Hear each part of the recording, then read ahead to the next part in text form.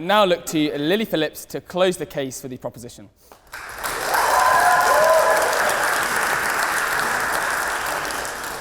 Yeah, I'm quite intimidated being here at the prestigious Oxford University, but any university for that matter, because I didn't even go to university. But I'm sure I got just as good an education at the 3-year performance diploma at an unrecognised dance college in Watford. I learnt a lot there. I learnt about pirouettes, counting up to 8, and eating disorders.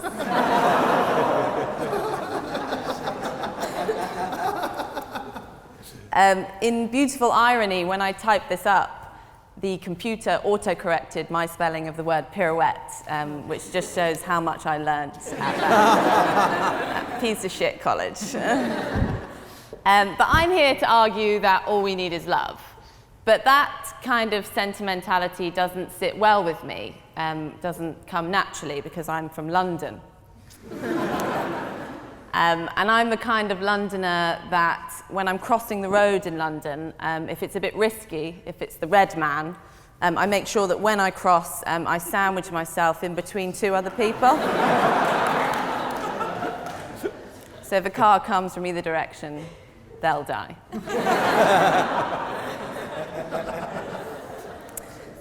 So as you can see, London has hardened me somewhat, or as my boyfriend likes to describe it, has given me a cold, dead English heart. But I'm here arguing that all we need is love, because I think love can manifest in mysterious ways, and I want to share 2 stories with you where my outlook on love was changed forever. The first one is when I realized I loved my boyfriend for the first time. And I just want to prepare any hopeful romantics in the room, that the story does end with a declaration of love, but it begins with my vagina. Which I thought might be a bit out there for you guys, but we just had pegging, so...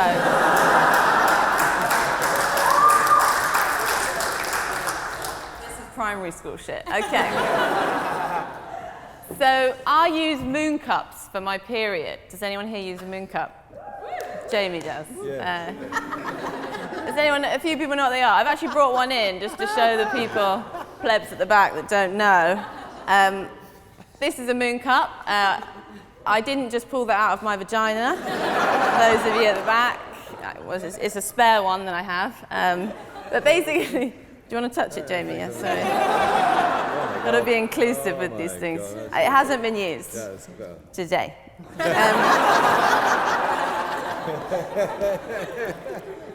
But they're great. So you just pop it up yourself, you wash it, and then you reuse it. They're amazing. I love them. So everyone should get one, women and men. They double up as a surprisingly satisfying butt plug. So fun for all the family. But the thing about these moon cups is when you get them, you have to trim this little stem bit. Okay. Getting front row. I'm sorry. So you have to trim this bit according to your size. And I got a bit carried away with this trimming because I kept trimming it, kept putting it back up myself, kept trimming it, and I was like, oh my God, I've got such a tiny vagina. I was so excited by this, kept trimming it, and then my vagina just took it.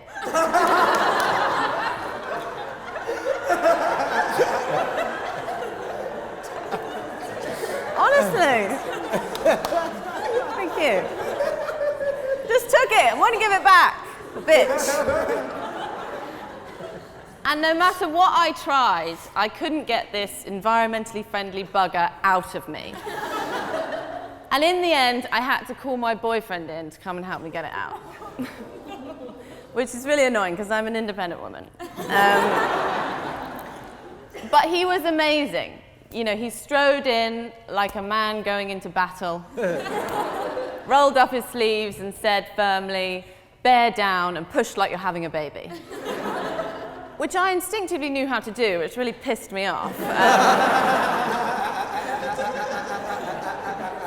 But it worked, and we did manage to get the moon cup out.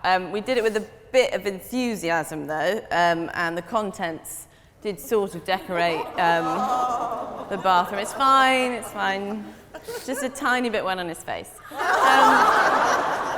Just a smidge. But the point is, in that moment, in that blood-spattered bathroom, I knew I loved this man. You know, he had pulled the moon cup out of inside of me. And I thought, this is the person I want to attach myself to. I want to be with this man in a real way. The second story I have for you, again, a warning. I'll just give this to you, Jamie. No, fine. I do need it back, though. I'm leaking. So that's why I wore a suit. No, the second story, again, it starts with a cute puppy, but ends with a vagina. So you might be sensing a theme there. So me and my boyfriend recently got a puppy, which is cute. It's a bit weird because we're both very selfish. So I'm a comedian, he's an actor. So our relationship is based on both of us waiting for the other person to finish talking so that we can talk about ourselves again. But we got a puppy, and everyone says having a puppy is like having a baby. And it is. Like, you have to look after it, get it to sleep. Obviously, the breastfeeding is tough. But the big difference between a puppy and a baby is that if my puppy suddenly ran out to the road and got run over, there's a part of me that would be relieved. It's a lot of work. It's a lot of work. My nipples are very sore. Very sore. But one day, my puppy got cystitis. Did anyone even know that puppies could get that? No one at Oxford even knew that. Good. So I had to look up what to do, and on the internet it said what you have to do is trim the hair around the puppy's vagina and then put pseudocreme on it. Weird, isn't it? But I was like, I better set to work. I'm a mother now. So I thought I would do the trimming while the puppy was asleep. Just hear me out, because she sleeps on her back, like with her legs up, asking for it. And so I crept up on her with my little scissors. I can't believe I did this, it's so embarrassing. And I started trimming, but then she woke up as I was mid-Brazilian. Very annoying. And then me and my boyfriend had a big row over who was going to put the pseudocreme on the dog's vagina. He won, so he got to do it.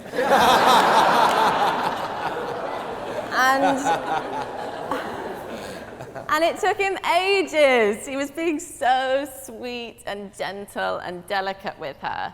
And it was just another one of those amazing rushes of feelings of love towards him and the way he was treating this puppy of ours. I mean, needless to say, she immediately licked it all off and then vomited. But the moment stands alone. And I felt that love for him again. I thought, you know, this is someone I want to be with in a real way once he's washed his hands.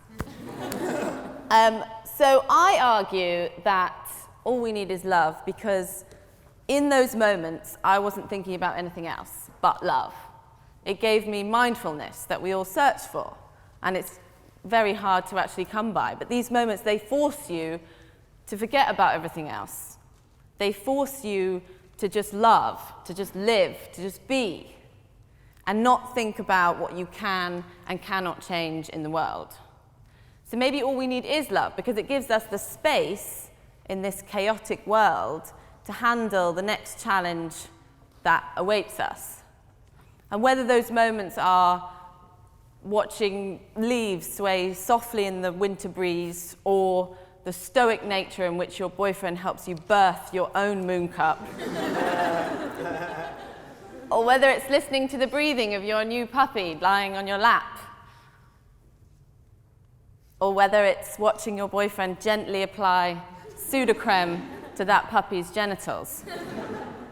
Whatever it is, it gives us peace and a quiet before the storm. Just to finish, I'm sure you're all wondering what happened with the puppy and why she did get cystitis. We eventually found out. We took her to the vets, did a little examination, And he said two things.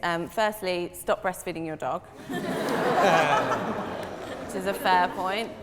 And secondly, the reason she keeps getting cystitis is because she has an enlarged vulva hood. Yes, Jamie, that's what he said, an enlarged vulva hood, which I thought was incredible. And you know, I know dogs are supposed to look like their owners, but that shit is spooky.